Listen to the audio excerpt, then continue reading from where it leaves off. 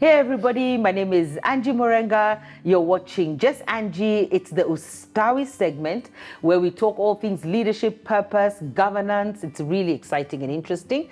And today I have an amazing guest in studio. She's young and beautiful and amazing and single. So mufungue macho, mukimuona, and you want to move on forward, please. Hala, hala, hala. Kate, it's so good to see you here. Oh my goodness, it is such an honor. Yeah. Such an honor to be here today. Yeah. And thank you so much, Mom. Thank you, Apostle Angie, for the invitation. This one is for, hey, I have never been on an interview before. So They must be first. They must be first. Yes, You and have to have I'm first. really glad. I'm really grateful. glad. So just tell us who Kate is first. Okay. So hi, my name is Kate Njau. And first things first, I'm a believer of the Lord Jesus Christ. I am a creative. Yeah. I am a great executor. I'm the go-to person when you want to put your ideas into action.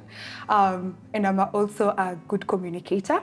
And all this enables me to be able to do the different assignments that where I'm positioned. And so I currently work as an operations associate and an events planner and coordinator. And I love my life. I love life. Yeah. I love God. I love serving. I serve both in the marketplace and in the ministry. And I hope to be able to live my life to impact the next generation and also my generation. Yeah, so that is Kate. And welcome, and I love that you know yourself, you know who you are. You know, when we're your age, we didn't know who we are, so anyway, it's really good. I love that you know who you are, you have a great sense of identity, you're a creative and all these amazing names and the things that you do, but you're an executor. And you're here also because you, together with a team, run our KBS youth programs. Yes. So Kingdom Business Solutions has a youth facility and arm, and that's what you run with Joy and with Aisha. Is this the three of you right now? Yes. And there are other people who are with you in the team. Yes. And then you had an event called the RoadMap to Mental Health. And that's what I wanted us to come and talk about. But I first wanted to start with why that topic, and why did you have that topic? Why that subject? Why did you feel that that's what you wanted to tackle for the youth? Thank you for that question. I think it's a great time, and it's never a better time to have this conversation about mental health. And this is because we are just coming from a period of COVID. And a lot of us young people were forced to be indoors. First of all, we weren't prepared. So we were forced to be indoors, whereby we couldn't meet our friends. Yes, there was no socializing. There was no socializing. And then our jobs were just cut off. So some of us a lot of people lost jobs. Yeah. And school also was disrupted. Yeah. Yes. And I think the biggest one is for myself. I think for yourself and a lot of people out there. Yes. Is we were now indoors with our parents. You were forced to go home, maybe some of you. Yes. And you had to live with your parents. Yes. Who you had not lived with for a while. So we are indoors with our parents. So sometimes, like for myself, I have never seen my dad stay indoors for that long. Yeah. Because even they were indoors. Yes. Because even them, they used to being out and about. Yes. But now you were all here in this space. Yes. So it could either be good, bad, ugly, or what happened? Yeah. It's so because actually most of our lives were in school. Yes. You were away. So, school and work for you. Yeah. And since we're even talking about mental health, I believe mental health is the way we behave, the way we think in regards to our environment. Okay. And so the way personally I was brought up, my dad wasn't really so much involved. Like, yes, he's present, financially and provider. All that. Yeah, provider. And I think maybe in this generation, we're sort of trying to be able to be involved in our children's life. So Okay. we really hope that when we get married, that you're going to be more involved in our children's lives. life. Are you a not millennial? Yes, I'm a millennial. Okay. Yeah, so I think your generation is Baby boomers. Yeah. So so we didn't really spend a lot of time with Like our with dads parents. also. Yeah, with dads. Yeah, it was So- more mom. Yeah, it was with mom, but also I went to boarding school Okay, that's way true. earlier. A lot of Kenyan culture, they were in boarding school. So we don't spend that much time with our parents indoors. So COVID, here comes COVID. Yes. And so with all that happening, it messed up with a lot of our mental health. Yeah. You know, not being able to socialize, not being able to speak to our friends, go outside. And then now we have to be indoors with these people That who, we don't you know, really our parents who we really don't know. Yeah, so it was a great opportunity for us to begin having this conversation. Yeah. Because it's true, actually, because I think when you go out, that's your outlet, yeah? The socializing is outlet. Yeah. Even maybe sometimes go to school is outlet, going to college, living in Nairobi, Yes. when your parents live somewhere else, it's just an outlet, it's Yeah. just a space. Yeah. Because you don't understand each other, maybe, and you don't want to explain each Yeah. other. So what do you think came out of, because next week we're going to have Shalom, one of the speakers at the conference. Yeah. What do you think were the outcomes? Or like even for you, what did you learn? And how did it help you, that conversation on a roadmap to mental health? I think the biggest takeout point for me was we need to take ownership of our mental health journey. Okay. Because we cannot continue being victims. Yeah, blaming. Yeah, blaming. Our parents raised us up The in best the that best we knew way. how. Yeah, We didn't know. There was no manual. There was no- Manual. We exactly. just did what we could. Yes. So it's high time that we take ownership of our mental health. And this is because we could have been raised up in environments that are traumatizing. You know, maybe you come from a family where maybe your parents were fighting, or your parents are divorced, or you know, you're not really in sync with your parents. And so knowingly or unknowingly, that affects your upbringing, that affects the way you relate to other people. And so now that we are growing to becoming adults, these things come out. You now start dating, and then all of a sudden, you know, you have anger issues. You have, you know, you're being unkind to someone. Yeah, you have trust you issues. have trust issues, and you don't even know where these things are coming from. So number one, I think everyone needs to go for therapy. Everyone. Let me tell you, Everyone therapy, I used to needs to go. hate the idea of therapy. But when I went, I think everyone needs to go to therapy. Yeah. Because we don't have enough outlets to express ourselves. Yes. Openly and authentically. Yes, and so, and this goes out to the young people who are believers, because I noticed that some of us really don't believe in therapy. We say, if I have Jesus, I'm okay. I'm okay. That's a good one, Kate. But I believe that we need Jesus. And we need And we therapy. need therapy. That is so true. We need therapy. That is and true. therapy helps us to unpack who we are. It helps us to unpack, you know, the things that happened to us. And it creates an awareness of those things that happened to us, so that moving forward, we don't make the same mistake. So it's also good because even for the believers, it's ending a pattern. Yes. Yeah. So if you're super spiritual, you're ending a pattern, and those patterns must end. You know, God says, I think it's in Isaiah 61 verse 4, which is my scripture, that we must rebuild, raise, restore, and renew the devastation of many generations. Yes. So there's a recognition that generations have continuously entered a cycle of devastation. Yes. We continue with behavior that we don't even understand, Yes. but it's coming from somewhere. So I think that's important, that you're the generation that says, now I need to break this. And this became even more aware during COVID. Yeah, yeah. And I like what you're saying, because even in the awareness, I believe it helps us with our relationships, the way now we relate to our friends, the way we relate to the people that we are dating, and even in marriage. And it really just helps us to break the cycles, you know. Yeah. And so, so I think I really believe that each and every one of us has to go for therapy. It really just helps us to understand ourselves better. Okay. Yeah. And that is, I think, the first step towards you taking ownership. Yes. Yeah, taking ownership. Saying this happened to me.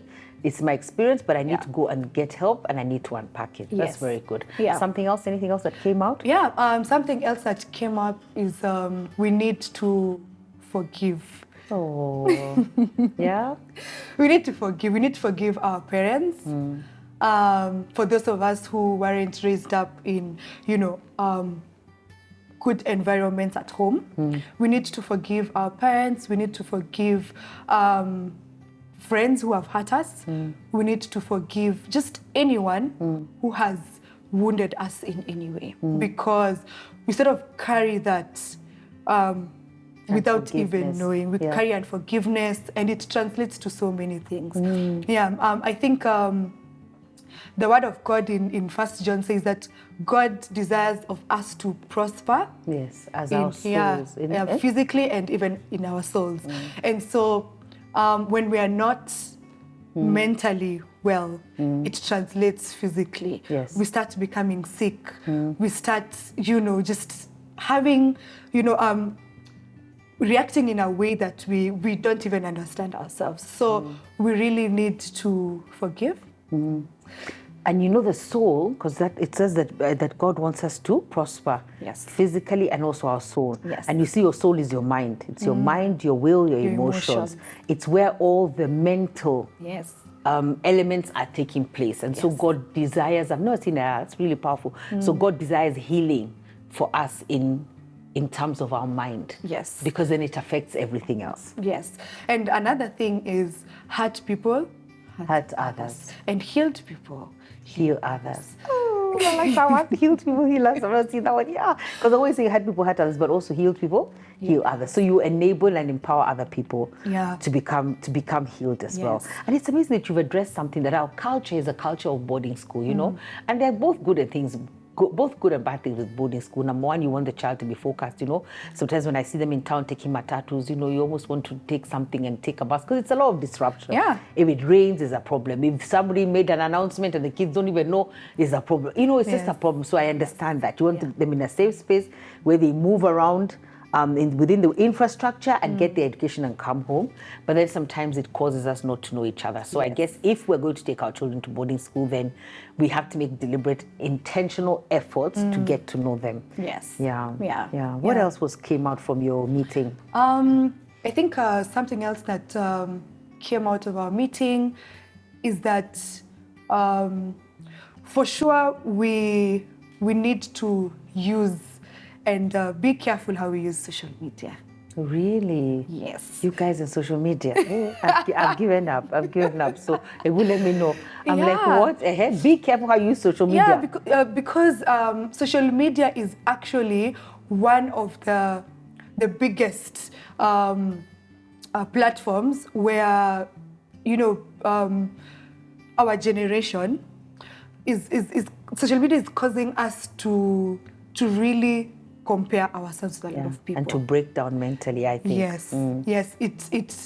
It really is, I think, the number one contributor of our mental health. It is. So we need to be careful on how we use social media, how much we use social media. How much we engage. Yeah. What are we using social media for? How are we using social media? And even why? Why are we, you know, on social media? Because I think I read in one of the articles, you know, by WHO, they were saying that a lot of suicide cases, you know, are brought about by social media. You know, so a lot of teenagers are comparing themselves, comparing their lives. Their lives.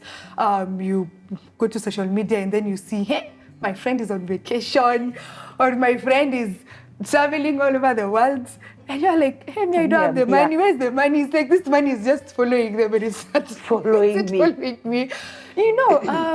Maybe people, you see your friend posting, they have a new phone. Like, yes, I know social media is just a world of madness, but we really need to be careful on how we use social media. So, like, what steps have you taken, let's say, for your own life, according to what you want to share? What do you do? How are you engaging your social media? What steps did you take even after that meeting? I think for me, the steps that I took was, first of all, to follow the right people. Oh, that's a good. Yeah, to follow the right people. Follow the right people, not the wrong ones. But who are the right and the wrong ones? How do you know? No, how I know that is, does whatever this person posts feed me positive? That is it. This is it. Now even you're going to get me started. Like now, Beryl was just telling me, this my producer, that my Instagram page is private, and it's private because you don't like. You should see me inspecting. I open your profile, yes, and then I decide. I look at your photos. Yeah. Then I decide whether I want you to follow it's me important. or not. I'm not going to just follow anyone. So she's telling me until very soon. I'm like, Then there are stalkers and all sorts of people who are there. No, I need to know. I'm controlling my audience. I am really, even Facebook. I pick it up. I see who are your friends. What are you about? If I see a post I don't like, I'm sorry. No. I actually believe that's important. You need to control what you feed yourself, because remember, your social media is also a reflection of me, who you are. Yeah, so if I've got some crazy people around me, I'm not going.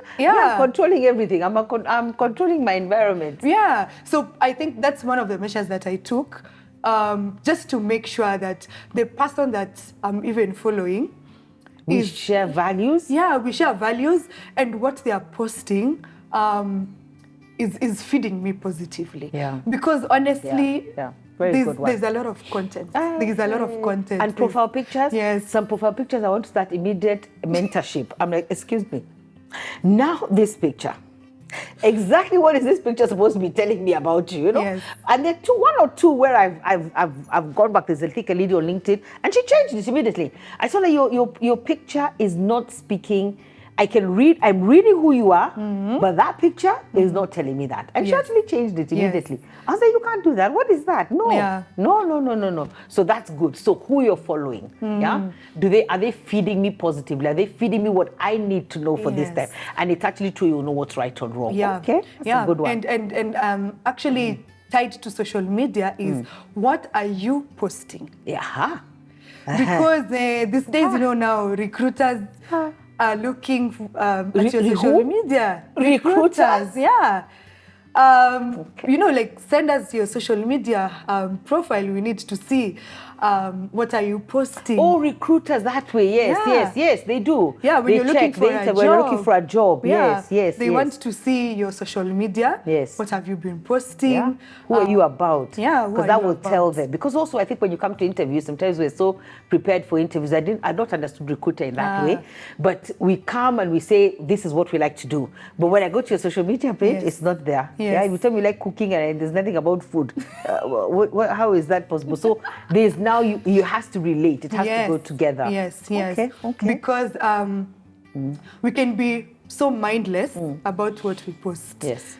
Just saying social media is my page. I can just post wherever. Hey, people are looking. You need to be really careful about what you're posting. Okay. And so because we are, I think at an age group where, we are growing in our careers, we are even, meeting people, partners. I know there are people who have met their partners online.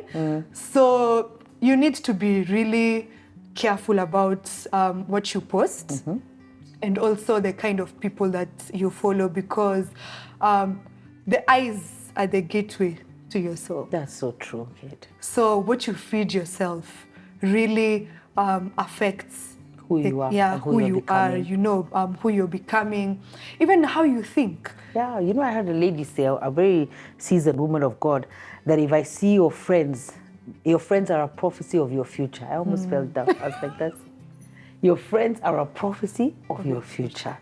So even those ones on social media that you're following, that's your future, or the ones that you're engaged with, all this is prophesying about who you're going to become. Yes. So if you hang out with the wrong people, the wrong crowd, even on social media, that's exactly what is forming your thoughts. Yes. It's like formation. You know, even like when we do discipleship, we say we're forming Christ, yeah? Yes. So that social media engagement is forming who you are Yes. and who you're becoming. And you know, being an older person, it's so refreshing to hear you, because when I look back at my life, the many mistakes that I made is because of hanging around with the wrong people. I actually came to a place in my life where I said, you know what?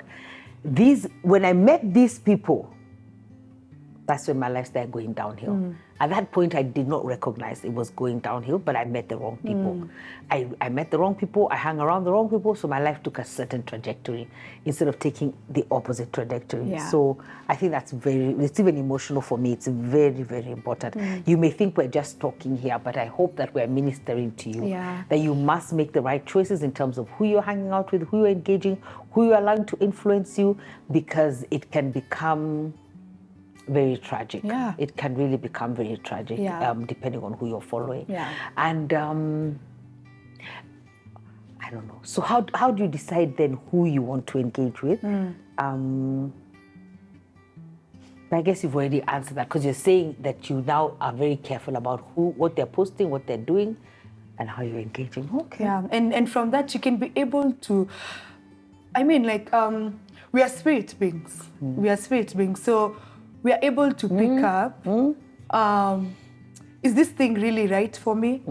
Is this thing, you know, really feeding me positively? Like, you're able to pick up. Yeah, you know. Yeah, you know. Okay. And I think you also have to be intentional. You know, like, all this is part of taking ownership of your mental wellness. You know, you have to be intentional on who do I want to become, even as a person. You know, there's who I am, but there's that person that I want to become. You know, I might be someone who's wounded and having all these daddy issues and everything, but by first acknowledging that, you know, I have these issues and I want to do something about it, you know. So who do you want to become? Yeah. You know, if my mom or my dad was like this, who do you want to become? Yeah, You I want know. to become maybe opposite Yeah. of them. Yeah. And you see, it reminds me where Jesus Christ used to ask. He used to find people who are sick and he asks them, do you want to be healed? Healed. And I just think, duh, that's obvious, but it's not. Yeah. That's what you're saying. You have to understand, these are the issues that I have. I have to look at my own issues. The issues are not my neighbors, they are my issues. Yes. And then how do I begin a process to tackle those issues? Yes. And I wanted to ask you, how do you make sure that there's no pressure? How do you get no pressure? Because, okay, one thing I can see from what you're saying about being intentional is, like, if I feel this social media is getting to me and people are comparing, they're going here, and I feel it's affecting me, then switch it off. That's what I do. Put it Yes, off. yes. So it stops feeding you, stop doing it. Because first of all, for me, and I know I've just asked you a question, but I've just thought of something else. Me, there are days I'm like, I can't believe I've been on this for 1 hour. Like, what? I want to throw it, you know? But I hear it's designed that way. I don't know what kind of design actually it is. It's designed for you to keep there, keep scrolling. You can scroll for an hour. I'm like, no, This is I've got the to get whole a life. conversation. Let me tell you, you need to watch. Okay, I'm not endorsing. don't worry, you enjoy- but what you is it need again? to watch on Netflix The Social Dilemma. Yeah, I never watched it. I used to see it coming, but I never watched it. You need to watch it 'Cause because it what you're shows. saying is true. It's designed. It is designed to. It's like a rabbit hole. Yeah. You start down. doing this, umengia, you go, and then you're like, 4 hours have passed. Imagine. And you've done nothing else. You've done nothing. You've just been on social media. And actually, another thing was, we get deprived of sleep. We don't even sleep enough. Yeah. Because you guys, I don't That know what it is. affects- What is it with exactly. millennials? Why can't you go affects to our bed at the wellness. normal time and wake up? You're hearing things corroborating. What ungodly hour is this? Is that problem with you guys and sleep? What is it? So you just sleep at the normal time and wake up at the normal time. You know, And that's a lot of conflict in yeah. households as well.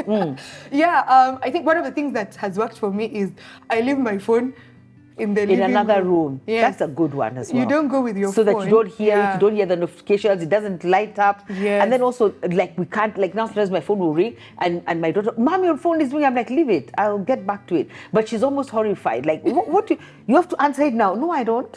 I don't have to answer it now. I Yeah. will get back to it. Yeah. When it's time for my phone, I will see who called.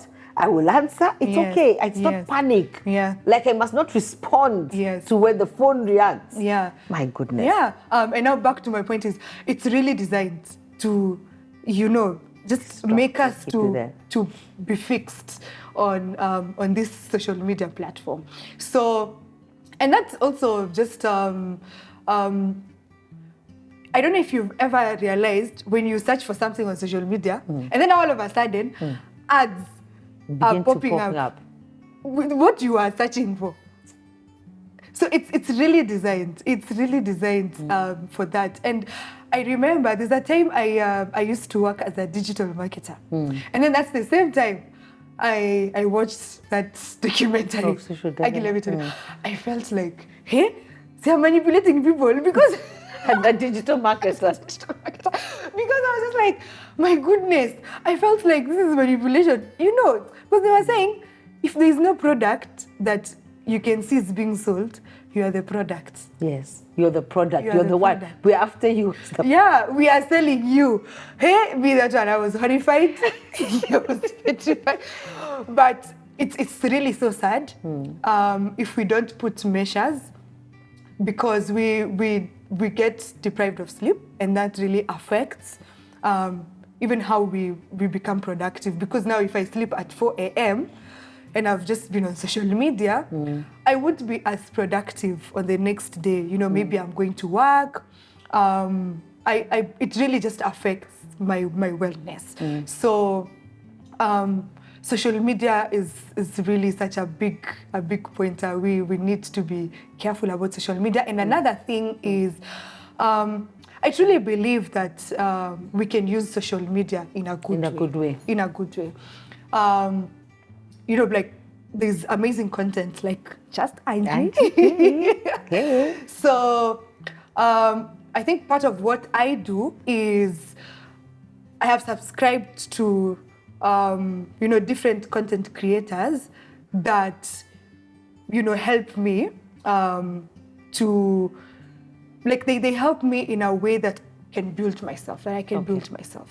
So if it's relationship, for example, I look for content creators, first of all, who are aligned to my belief, because I'm a believer. So I can't just listen to anyone.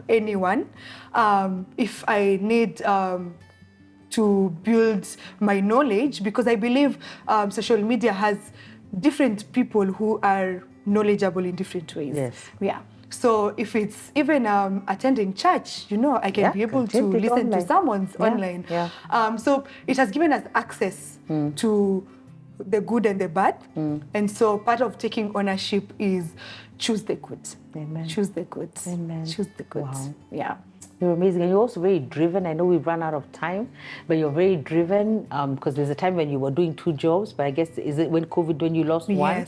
Yes. So you still have one at least, so you're still moving with that one, and you came back now, back to the city. But also one of the things, I remember why I called you during that time was you were alone, because I was not looking for the people who are alone. Because you see, there's always a reverse side.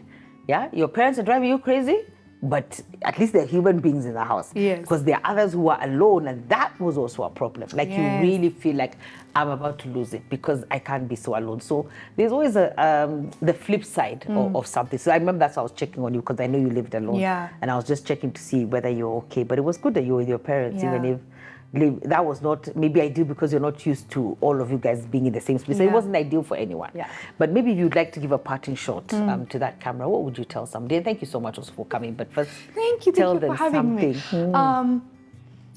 I think what I will say to you is, you're not your past. No. You're not your past.